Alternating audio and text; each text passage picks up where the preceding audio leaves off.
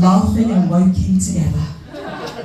You know, recently I got invited to Diversity Training Day by my colleague Muna, who's a so-called ethnic like me.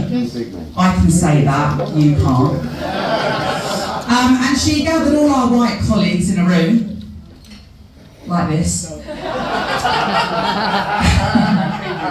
She comes in the room, she sniffs the air, and she's like, I can smell a racist. She looks at me, the other ethnic in the room, and says, Salma, can you smell a racist? And I'm like, yes! Finally, a witch hunt I can be part of.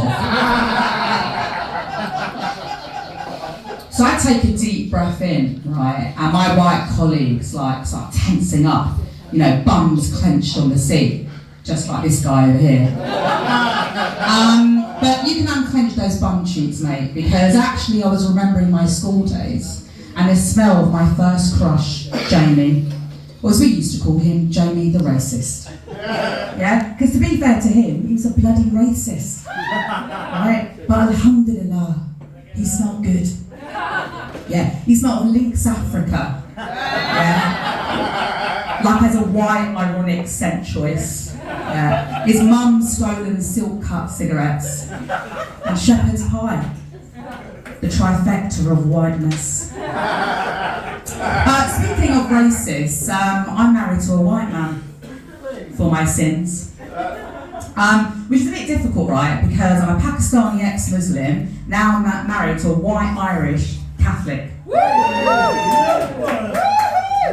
So I'm not sure how this whole sin thing works, right? But I reckon through this marriage, I'm atoning for all of my sins, right? And the sins of my ancestors. Now, I'm not saying all white people are racist, but when my husband Sean pisses me off, I call him the great white bastard. Yeah, which is fair. I've experienced 45 years of racism from other white men. He can deal with the occasional bit of bum clenching uncomfortableness. This guy knows what I'm talking about. Now look, mixed race marriages have their unique challenges, right? I meet Sean's parents for the first time in a pub at 11 a.m. Right? Yeah, because my father-in-law is an alcoholic, right? And I think he was trying to impress me. You know, come to the office, which is what he calls the pub. Now the concerning bit is, Sean's aunt and cousins have died from drinking. So we go and celebrate their lives by going to the pub and drinking. Yes, Alan! This family's got a problem with alcohol, I'll give you that. But the bigger problem is they just don't understand irony. I think Sean married me, a Muslim, as a way to escape the alcoholism in his family. But what he didn't realise is an ex-Muslim, right? I'm doing 7 people's worth of drinking here. Yeah. Now, this is like the weirdest display of unity that genuinely I only think a drunk man can think of. My father-in-law put on an Irish folk tune on the jukebox called Pakistani Pat. I know. Some of you are in shock. Imagine how I felt, right? I kid you not, there is an Irish folk tune called Pakistani Pat. I know what you're thinking, there's no way on Allah's green grass. Is there an Irish folk tune called Pakistani Pat? Believe me, there is.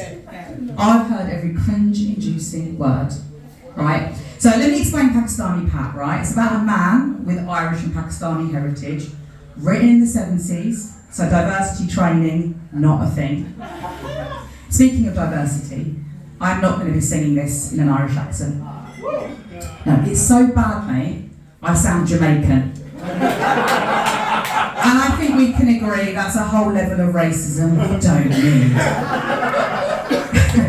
So the lyrics go like this, Pakistani Pat, right? Proud of my Pakistan and the Emerald Isle. I was born in Cricklewood, there's nothing wrong with that. Well, there is, isn't there, really? But until my neighbours hear that my name is Pakistani Pat. So there I am in a pub full of wasted Irish people singing Pakistani Pat in my face. What do? Come on, guys. They were just trying to make me feel welcome.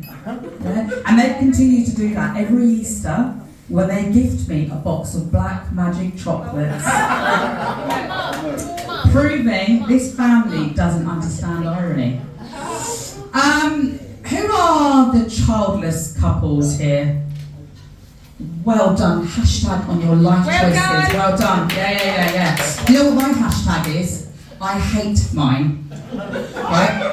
I've got 3 children and they are weak pussies. So am I. Yeah. And I hate them because, I'll give you a recent example, right? Our kitten got sick and they were like, oh mummy, can you make it better? I checked the no frills pet insurance. It's not going to cover the cancer operation. 15 grand.